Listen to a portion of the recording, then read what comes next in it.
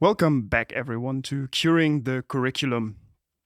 Today, we are diving into something that lies at the heart of becoming a doctor, but often gets lost in the rush of exams, rotations, and reflection reports. Who we are becoming while we learn.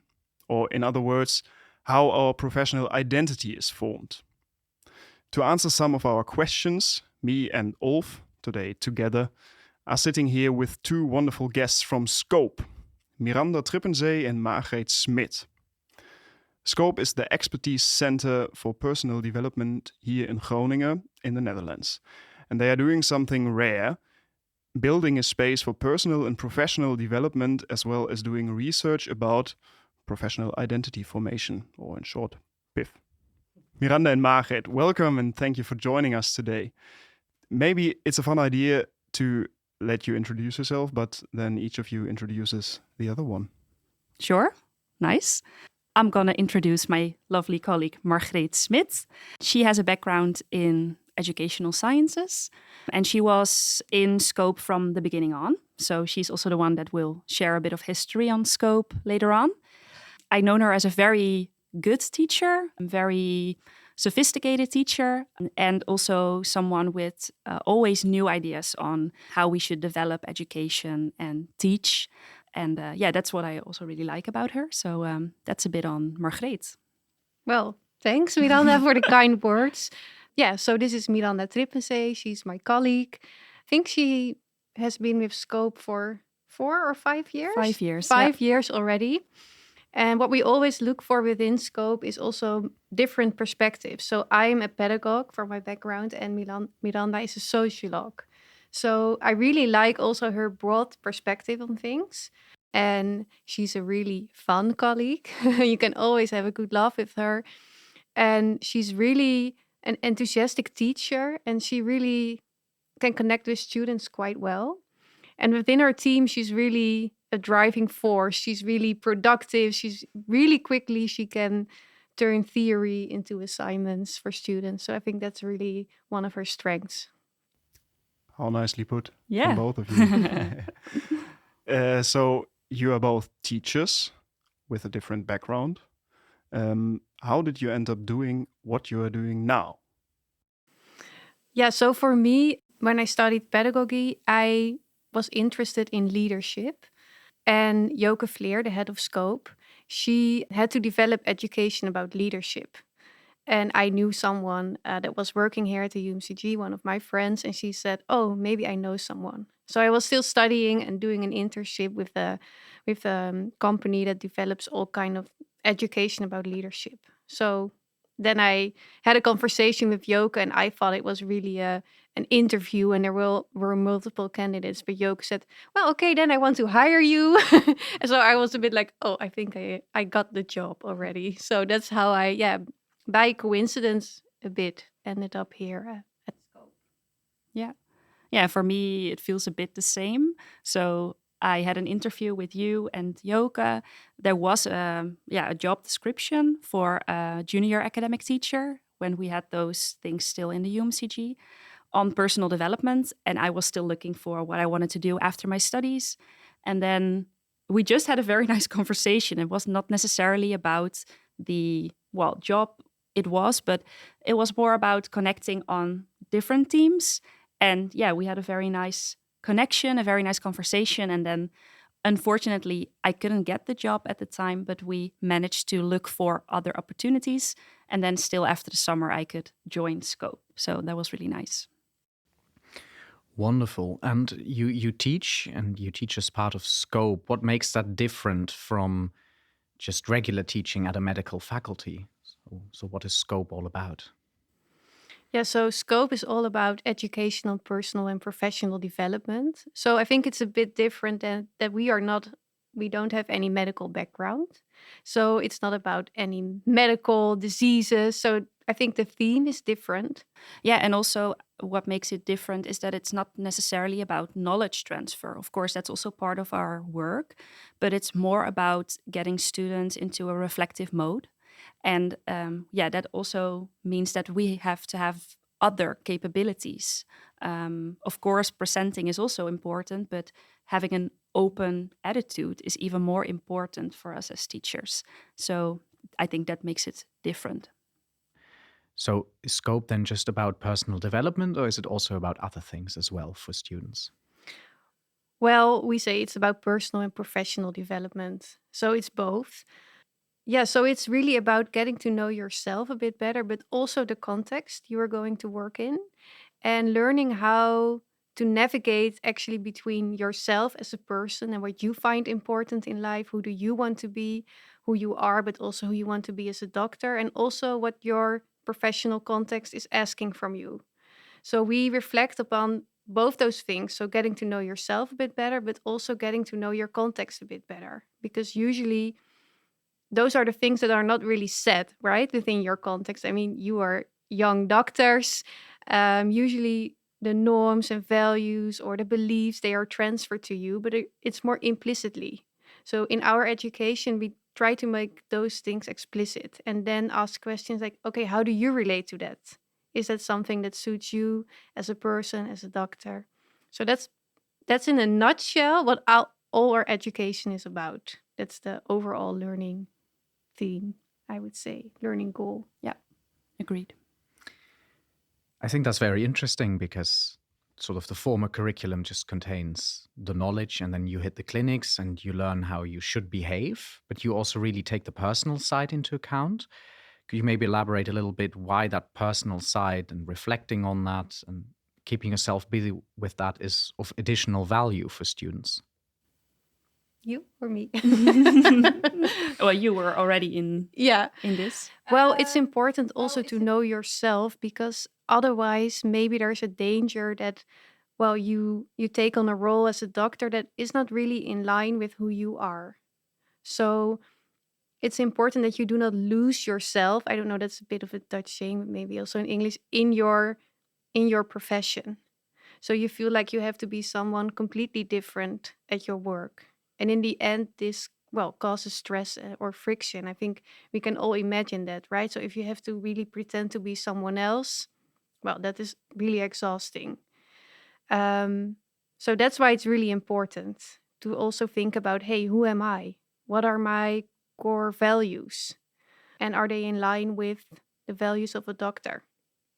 So that's why it's really important. And often maybe it's assumed that students know this already, for example. But we really think, well, you also have to educate in that and give them the language also to think about themselves, who they are. Yeah.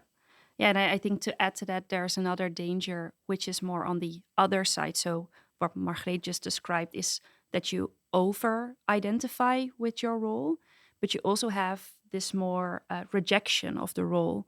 So for example, if you as a person find certain things really important and then you come in a clinical setting and there it's totally different, then you can also think, well, this is not me, and you completely reject the culture that you're supposed to integrate in. And that's also problematic, right? So it's about that balance that Margreet described in the beginning between who you are and what you find important and what the system or context is asking from you, basically. I think it's wonderful that you make that explicit, because as someone who's doing clinical rotations at the moment, I can also confirm that one department is very different from another, and that one you can just feel at home, be yourself, and another you sort of have to play a role to make it through.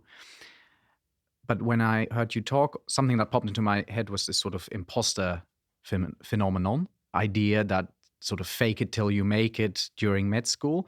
Is this then also part of it, that you sort of just have to pretend to be someone of the team, or where would you integrate that? Or is this something else entirely? Interesting question. I don't know if I completely get your question, but I think, well, part of it is part of it, right? Like when you enter a new context, you also have to discover yourself a bit in that new context. So maybe in the beginning, we're all playing a part a bit, Mhm. right? So that's also when you enter a new group, you have to find out, like, okay, who am I in this group? And do I feel at home at this group? And then maybe you pretend a bit. But then you have to reflect and think upon, like, hey, but does this suit me? So of course you have to get out of your comfort zone, maybe try out some new things, and then maybe take a step back, like, okay, now I've tried this for a while, does it fit me? Does that answer your question a bit? Yes, so it's always part of it, but I guess at one department more than at another. Yeah, of course. Yeah. And it's also, I think, a matter of, it's a bit similar to dating. Like in the beginning, you want to show your nice features to someone, but in the end, you want to know if someone is suitable for you for the rest of your life. And then you have to also show your more, well, not so nice sides, but also the things that you feel like, okay, this is really important to me. And if someone cannot relate to that, then maybe we're not like fit for each other. And I think that's the same, I think, a bit with when an imposter syndrome becomes problematic is when you still are playing that role and keep on adjusting instead of being yourself. Yeah. Wonderful way to put it with dating. Then I guess we never used this metaphor before. No, it's true. We should remember that.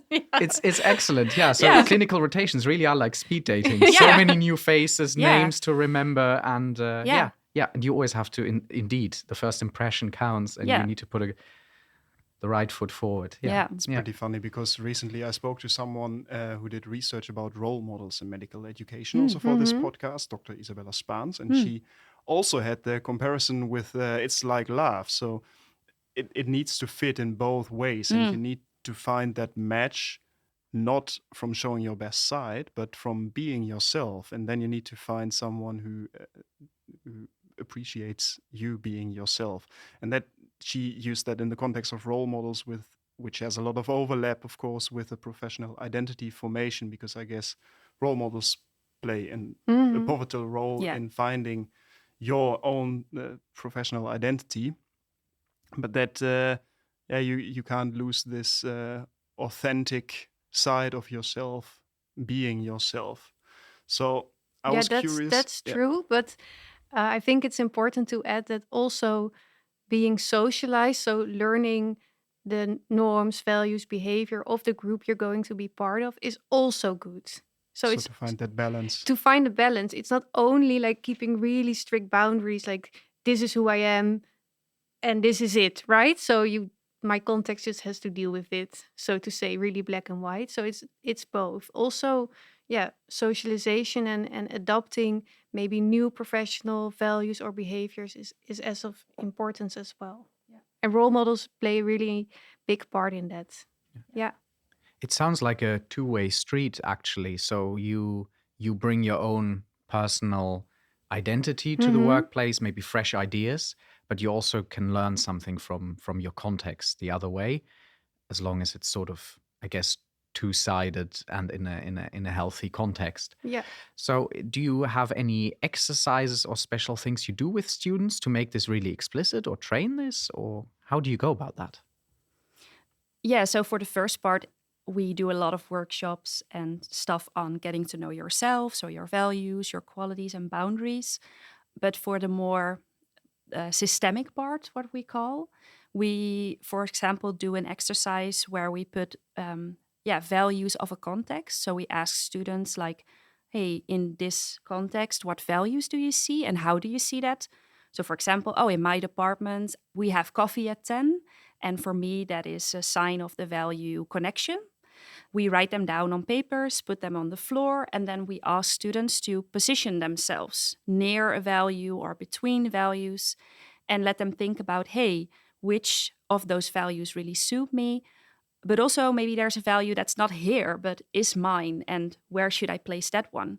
So we take a bit of a, systemic approach there to get students into the reflective mode thinking about that.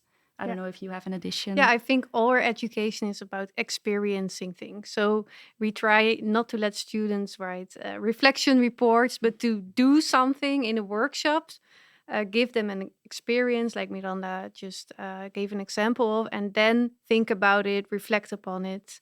So that's really our style of teaching. Yeah. So more learning the active reflection process than just writing hundreds and hundreds of reflection reports. Yeah. We don't do that. No. And it's also because we feel that reflection is something that is very personal. So some people really reflect in words, but other people reflect more in images or in experiences. So yeah, that's why we always use an experience in a workshop to start with, and then offer things to reflect on that later. That sounds very interesting to talk about that fine line between the two. And you already mentioned researching professional identity formation in the beginning. Is this something that gradually happens over time? How does it happen? Could you maybe share with the students actually what they experience, but what they might not be quite aware about, what happens to them throughout their career? So indeed, it's a process. And it's a process also maybe that started earlier already before you entered medical school. Because of course you enter medical school already with an existing identity, right? So of course you all are already a person with certain characteristics that you got by the country you grew up in, or what your caregivers gave to you, or the school you went to, and so on. So you all enter medical school with already an existing identity and also thoughts about the group you are going to be part of. So your community of practice, and in this case, so the medical context. And during your studies, everyone develops a professional identity. You cannot not develop it, I think. Right, Yeah. Miranda? Yeah. I think we can say that. So by learning the knowledge, acquiring the skills like your communication skills, and also by developing a certain attitude, you develop slowly a professional identity. So who you are, your role as a doctor. And this is partly done by, of course, like the classes you have, but also by what we already talked about, by this socialization process. So because you meet role models, this can be maybe teachers or tutors in the beginning, but then when you do your internships, it can also be nurses, doctors, patients. So you learn a bit of the ways of being and doing as a doctor. So the Cruises, this is a very old couple from Canada. They developed this theory. But we thought, and this is also theory from Bista, like, okay, that's all kind of passive, right? So you're being socialized, and this happens explicitly but also implicitly, what we already talked about. But there's then this other thing, and this is called subjectification. So it's thinking about who you are as a subject. So who you are, how you relate to how you are being socialized. And we think this is also part of developing a professional identity, that you also reflect upon your socialization process. And I think this never ends. So I don't know if it's good news or not, but you always continue developing, right? Also in your career, you will encounter new experiences, discover new things about yourself. You change over time as well. Maybe what you find important when you're young is different what you find important when you're older. So it will go on and on and on and on. Yeah. So you mainly offer your education to undergraduate students, as I understood. Yeah, but also master students. Mhm. And sometimes also to doctors. We do the same kind of workshop with doctors that we do with first year students, because the topics remain the same. Thinking about, values, or also who you are, maybe your signals of stress, your beliefs that you have. It's always relevant. So we do the same kind of things with doctors, and we will also have a new project where we teach ANIOS, because often there's not so much for ANIOS, not so much education. So the UMCG had this initiative to also offer ANIOS more education on professional development, also because they are also again in a position like, okay, what am I going to do? So yeah. Yeah, to explain, ANIOS are junior doctors who just finished med school but Yeah. are not Yeah. yet in a specialization training. So Yeah. they are working in the hospital as junior residents, not in training. Yeah. So they have no obvious education at the moment, but just work. So that's a nice one that you help them as well. Does it make a difference when you start teaching? How do I form my professional identity? Hopefully. No, of course we think so, that it makes a difference. Yeah, if you learn the vocabulary, how to think about yourself, but also just the theory. So how does it actually work? Yeah. It gives you more tools to think about it as well, and also to create more options or more freedom for yourself. You think like, hey, okay, this is happening. How do I relate to it? This already creates options. So I think it helps. I Do you think often with reflection education, we think that students are already able to reflect, but we really feel like you should also give language to reflect. So if you just ask someone what happened to you during internship, you can write that down.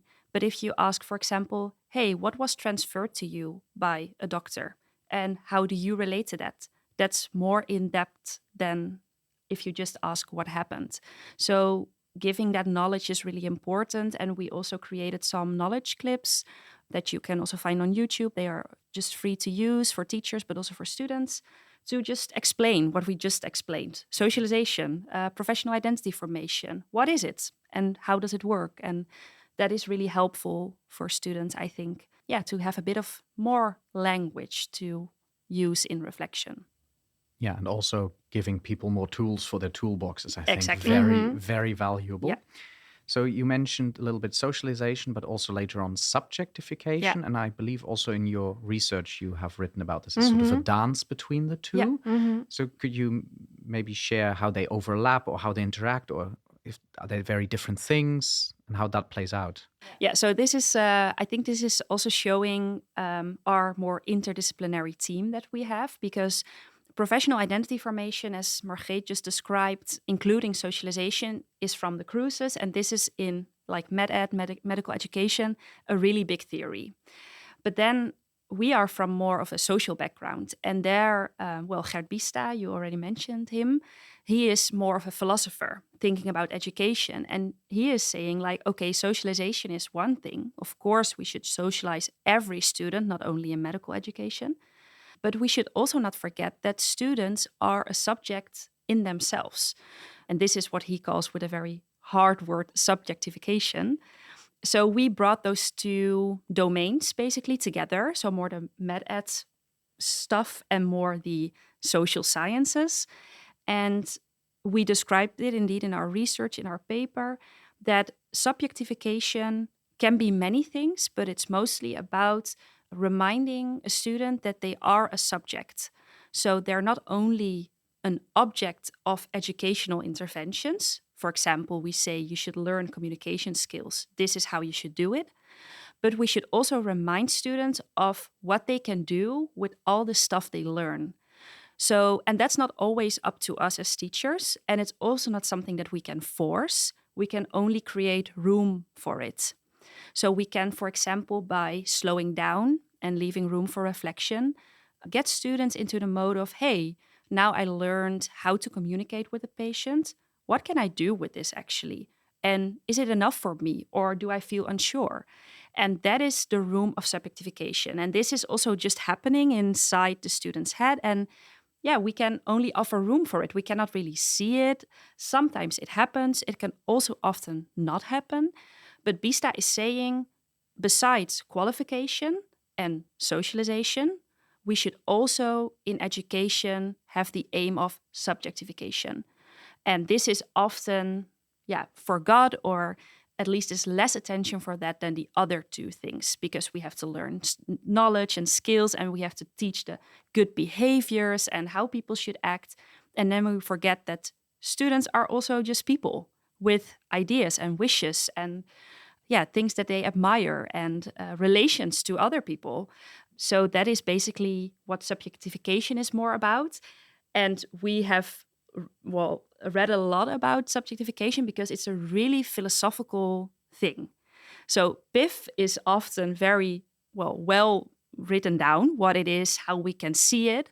But for subjectification, we took a whole summer reading about it and understanding what it really is about. So I don't know if you have an addition to what I told about subjectification. Yeah, what I like, what Bista says about it is like this, it is this freedom. So also to freedom to think like who you want to be. So it's about freedom who you want to be. But it's not like any kind of freedom. It's more like a grown-up kind of freedom. So it's really thinking about, with all that I've learned, what do I want to do with it? How do I relate to it? So it's that kind of freedom. It's like an educated kind of freedom. And for teachers, it's you can do something. So you can ask students more questions. Like, hey, what's your opinion on it? How do you relate to it? So I think that's what you can do as a teacher. And I think often is also done, but teachers are not aware of it, that they are doing it. So sometimes it's also really education of teachers, like, hey, you're already have attention for subjectification, but maybe you can make it more aware or more explicit. Because socialize, you always do. You cannot not do it. So it's also reminding teachers that they, yeah, if they want it or not, they are part of the professional identity formation of students, and they are always socializing. Yeah, and what I really like, what also speaks to me when I think about subjectification, it's basically about a student saying, I don't want to be here. I'm going to leave the room. I don't want this education. And then as a teacher, that's really hard because you should accept the consequences basically of that. But that's the grown up freedom. Of course, for the student, it will have consequences if they leave the room. So it's about the student seeing that they can do that, but that it has consequences for them. And that is what I really like about subjectification. Also for us as a teacher, because if you ask someone, hey, what do you think of it? And you hear something back that you are surprised by yourself as a teacher, it's not about only asking the question, it's also about hearing what the student is bringing to you and taking that into account. Because otherwise, it's again more socialization. I'm just asking you what you think of it because I think that's a good thing to do. But if you hear what the student is saying to you, then it's more about subjectification. And if you then decide, hey, you're right, this team doesn't belong in this line, or this course indeed isn't that, well, like we want it to be, you're right, I'm gonna work on it, then it's more subjectification. So it's nuanced. Yeah. And to maybe break it down, what I hear also is that subjectification sounds a lot more active from a student perspective, being actively involved, whereas the socialization sounds a lot more passive, like what gets passed down to you. Yeah, it's also about reminding them that they have a responsibility to be this subject. Yeah. So if you can also be completely an object and think like, oh, all this education is happening to me, I can, well, be more relaxed, let it come to me, let it happen. But it comes also with a responsibility. And you already mentioned the sort of workshops that you do and that it's a lifelong thing. If a teacher is listening, or a student who at some point will become a teacher for the next generation, how can an educator, a teacher, support students in developing such a sort of identity that's both professional but also authentic? Well, I think many things. So, like Miranda already said, so give them more vocabulary and theory, so to think about it. And also as a teacher, be aware. So be aware of what you are doing. If you really want to transfer knowledge, that's fine. Like, okay, to be more like only socializing or learning them certain knowledge. But if you want to teach about professional identity formation, you have to teach in another way. So you have to make room for your students, for example. So I think that is most important. And if you want students to give their opinion, their thoughts, you also have to do, I think, more, well, small group teaching or different kind of exercises where there's room for that. And where you also maybe challenge them and that you are curious of their thoughts and feelings on certain topics. Yeah. I think also something you can do as a teacher is sometimes like take a step back. I think very often I see teachers who really want to share their experiences, which is really nice. But I think all of those things that you share, you're also socializing the student in a way. Because if you're saying, yeah, I knew exactly when I was 18 what kind of doctor I wanted to be, then implicitly you're also saying, oh, if you don't know yet, then maybe you're wrong. So you can sometimes maybe better ask a student, hey, have you thought about what kind of specialization you're into, or what do you like to do in your being a doctor?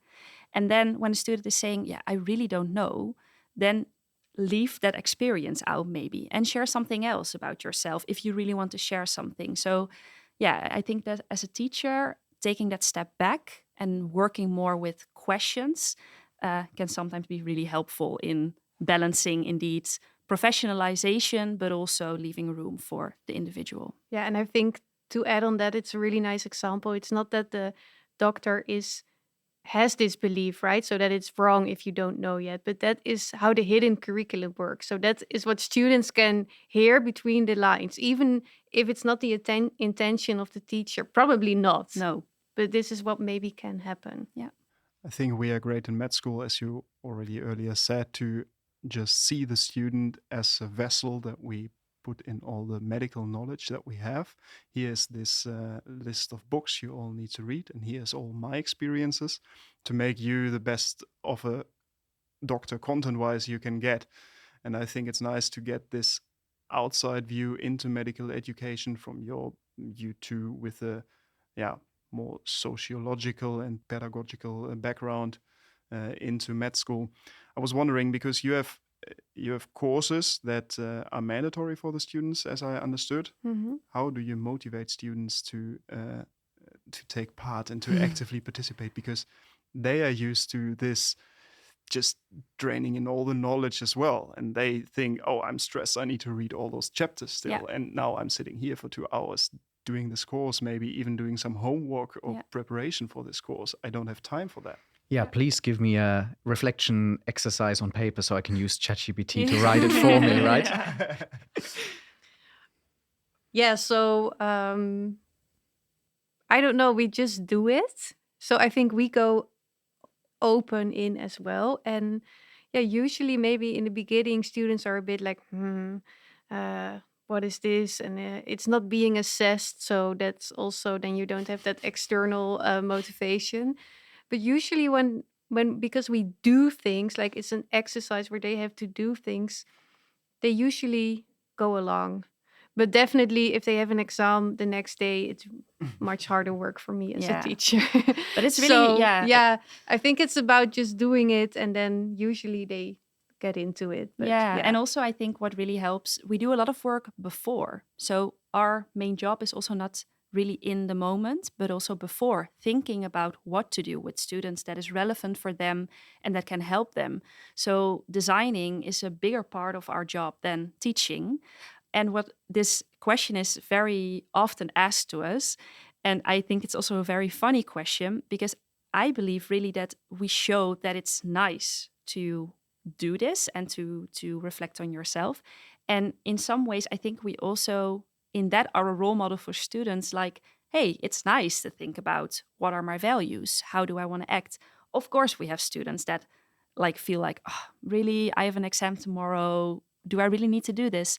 But on the other hand, it's 2 hours for medicine in the undergraduate program, 2 hours per semester where you have to think about yourself, and you're doing the work there. You're not assessed, and sometimes there's no homework or whatsoever. So yeah, it's also a matter of, hey, but it's also nice. And what we often hear back from students is that they also like the fact that they can talk to their fellow students about other stuff than the medical program, and learning each other, learning things from each other and getting to know each other better, which is also a very nice add-on, I think, to this type of education. I think connection helps in these small settings, right? If you're a lecturer standing in front of a class with 400 students, it is very hard to create that connection and really make people also feel seen and heard and stuff. Yeah. So you also mentioned giving students a vocabulary, maybe as one of the exercises, or let students figure out which value fits them or doesn't quite fit them. I think you also work with the inner development goals, IDGs. Is that part of the vocabulary, or is that something else entirely? So the inner development goals, for people that don't know them, so we have the sustainable development goals, the SDGs, that we, as a world have decided we want to work on. And the makers of the inner development goals, basically said to get to those SDGs, you also need inner change. So we need to be different as people to make the change happen. And to give a few examples, some of the inner development goals are, for example, present, so that you are able as an individual to be present in the moment. But it's also something as co-creation, so that you can co-create stuff with other people. So we like the framework because it's giving a few competencies or capabilities, as you can say it. On the other hand, they are still quite abstract because what is being present in the moment now exactly? So, how we basically use them is as inspiration. They align a lot with what we also find important in our education. But the transfer from the bigger goals that are in the IDGs to concrete education is still, well, there's a big gap between the two. Yeah, and also I think there's no theoretical framework behind it. So Exactly. that's also that makes it the list a bit arbitrary to work with. So yeah. Yeah, exactly. But they can, well, they help us with inspiration sometimes. It's also the way that we connected with other universities on these teams. So it is helpful in a way, Yeah. but we would not necessarily explicitly teach it to students, for example, only use it as inspiration for themes and things to discuss. And what's really nice is that it's quite known. So a lot of universities are connected to the IDGs. And so we also contributed, we developed a few tools for the IDG. So I think it's a really nice way because it's like really broad and a lot of people adopted it to share knowledge and to have this network of, well, like-minded educators. Yeah, exactly. And to maybe make it a little bit less abstract, Mhm. is there like one that's like your favorite one, or you say this is the most important one in your opinion in medical education, or this is an exercise every student should do at least once in their lifetime? Good one. So we created one tool for the IDG of optimism. And the tool is called Challenge Your Beliefs. And that is one that I really like. So I like the IDG of optimism, but I also like the tool that we created for it. And last week I was at a meeting with all people from the IDGs, and they told us that they use this tool a lot. So that is also, I think, very nice to see that our work is not only used here, but also in other places. What I really like about optimism in the IDGs is that it's in a world where a lot of things are happening and we can sometimes become really pessimistic about the world and the state of the world, that we encourage students to work on being optimistic and how you can do that. So Challenge Your Beliefs is a tool that is really trying to move a bit, and not only like not completely changing, but moving a bit in a more optimistic way. So for example, we use this example of I have no influence. That is a belief that we can have. And then the tool is helping you to make a little step towards I sometimes have influence or I have a little influence. And then reflecting on what you need to do to get there. And yeah, that's one that I really like and that I also see that students also really like. Like, hey, I have no influence is making me really sad, but I have a little influence is already creating room and making opportunities happen. So that is one that I personally really like. And how do you go about doing that, moving or allowing students to move a little bit more towards a broader mindset? Like, because you said it's so hard with such abstract Yeah. concepts. So how do you make it sort of teachable and Maybe Margreet can explain that one. Yeah, well, I think the first step is to become aware of your mindset, maybe. So, what kind of beliefs you have. So, it's because you adopted them probably already early in your life, right? And this is also through socialization. Again, you adopt beliefs from the context you are living in. So, also, one we see often that I have to be faster or I have to prove myself, for example. So, like, hey, you're becoming aware of them. That already is step one. And students often feel like, oh, okay, but what can I do with this? I only got aware of it. So we always try to do another step as well. And then is to maybe change it a bit. So, but the first thing is to become aware and then like, okay, how can I make it more positive and still from an I point of view? So, for example, I have to be faster. It's like I can do things step by step. Yeah. Does that answer your question? Like how we... Yes, no, it takes probably a lot of work in preparation for these workshops for you to read up on all the science and come up with good exercises. And then in the end, it's quite simple. Yeah. So in the end, sometimes like, okay, is this the workshop? But it's a lot of thought before, and also then to narrow it down again to, okay, what is really the core point we want to make, and how can we translate it into, well, accessible language as well, and that they can really work with it, because a lot of psychological concepts are quite complex. So it's really about, okay, then translating it to their context, and then what can you actually do with it. So we always try to make this explicit. So what's the use? Why is it helpful if you know your beliefs? And what can you do with it? So I think one should ideally attend your workshops, but that's not possible for everyone, as wonderful as they sound. So if you were able to say one thing to all the medical students or faculty members in medicine or medical education, or a suggestion to give along the way, what would that be? Ooh, I think many things pop up, of course. Yeah, I think one thing that for me always is a nice thing to do is plan time to reflect. For me, it's not that it's in me normally, so I have to really take time for it. So plan it. Sometimes at the end of the month, last day of the month, and then a question that I really like to ask myself is, for example, what was I proud of? And then also think about what helped me to be proud of that. So, what were my own qualities in that moment that made me so proud of it? And very often it's something that I feel not really proud of because it's something that in Dutch, I think we are a bit more humble sometimes in certain things. So, and then actively thinking about, hey, but what was my own contribution in this achievement? And how can I take that with me into the next month and do that? Something that I really like. And that's also in our teaching. You also, if people are listening that have our education, might recognize this. We often try to get back to your qualities and your values. So the things that are already in there. So it's not always about coming up with new ideas. It's always about this little step from, hey, I'm good at being creative. And then going, hey, how can I use that more? How can I work upon that? So that is, I think, something that I would like to give to the people that are listening. All right, so I had some time to think what I want to say. Well, I also would like to say that it's okay to try out multiple things, to be unsure about who you are or the choices you want to make. Just experiment a bit, and also, yeah, create room for that, and also the attitude that that is okay.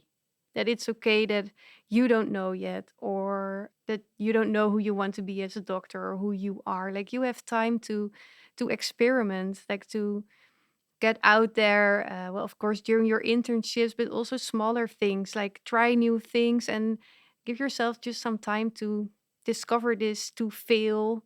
Yeah. I hope, like, students now are under quite some pressure, I think, because of maybe you don't get so much financing anymore for your studies, or because it's quite competitive, and that's all true. Yeah, but I hope you can remind yourself that it's okay to breathe every now and then, and to, well, look around and see what fits you. Wonderfully put. We needed to think about that for a second. You were there. breathing yourself maybe Yeah. now. Yeah, because it's very, very relatable. As I think for you too, someone who just finished med school and you are still in the last minutes of med school, so to say, that often these moments of reflection, you think you don't have time for them. Obviously, if you want to take them, as Miranda, you advised, you can take them. And this moment of breathing, I think that's that's very nice tips for everyone, not just for the students who are listening, but maybe also for educators, as you already earlier said, to give the room for that. give room to listen to the students themselves and not just putting in all the experience, all the knowledge I have, but also giving the student the room of discovering themselves. Yeah. And I think sometimes it's a misconception that reflection takes really long, for example. Of course, you have to have time for it, but you can also create like little habits. Like maybe, when you're on the bicycle, don't put in your headphones, but maybe that's a good time for you just to check in, like, hey, how am I doing today, for example. So it can also be this little habits. It doesn't always have to be really big, so to say. Make a sort of routine from it also helps to stick to it for a longer time, right? Yeah. I once had a doctor who told me, like, every time he had the door handle, and he was like, okay, one breath. So it's a really, really tiny habit, but I felt, that can really work. If it becomes a habit and you train this certain attitude. It can certainly ground you. Yeah. Thank you for your advice. One question I always like to end with is there anything we didn't yet talk about, something exciting you still want to share or something you want to pass on to the listeners?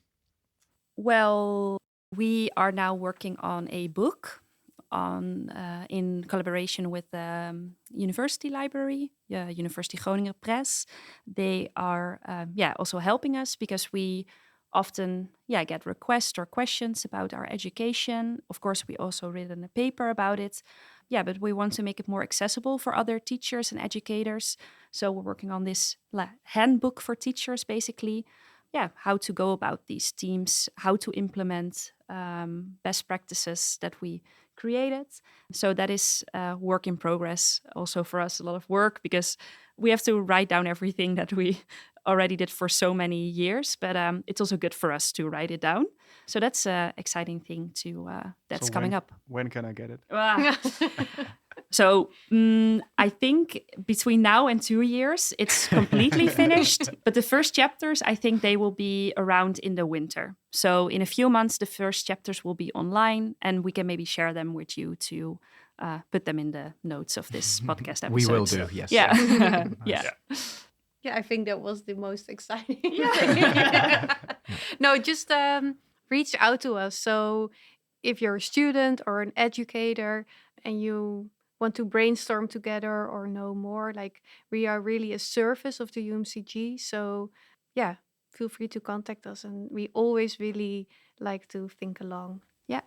So you also share your workshops with other faculties if they're definitely interested? Yeah. Very nice. Yeah, because we also think like we are all part of the rug, right? So it is also from the rug. Yeah.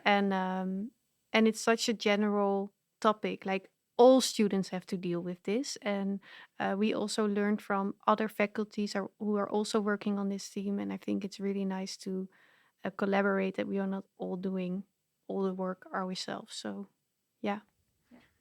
Thank you for being so open and sharing it. And thank you very much for a wonderful conversation. Thank you. You also helped me to think about my professional identity development, what's going on, our formation. And I'm gonna remember probably the dating aspect, the speed dating, for quite a while. Yeah. Yeah, I have nothing to add. The dating aspect was very nice, but also, I joined one of the workshops of you when I still was a student, and a colleague of mine also joined one of the workshops, and we still have a little habit that we kept. Really? Because she learned that I think it was a course called The Happy Student, and she learned every evening to remind yourself of 3 nice things you encountered during the day. Yeah. So we still do that. Oh, nice. That's lovely. Nice to hear. That's always nice to hear. So that also proves that your recommendation with creating these little habits of just breathing or on the bike or whatever. I mean, the bike is a very Dutch thing. I don't know how many international students sitting on the bike every day, but you can find your moments to create those habits. Yeah. So that's also my takeaway, to keep on doing that. Nice. Thanks a lot for inviting us. Yeah, really nice. Thank you. Yeah. Thanks. Thank you. And thank you for the listeners for joining us again. And we hope you also learned something. Until next time.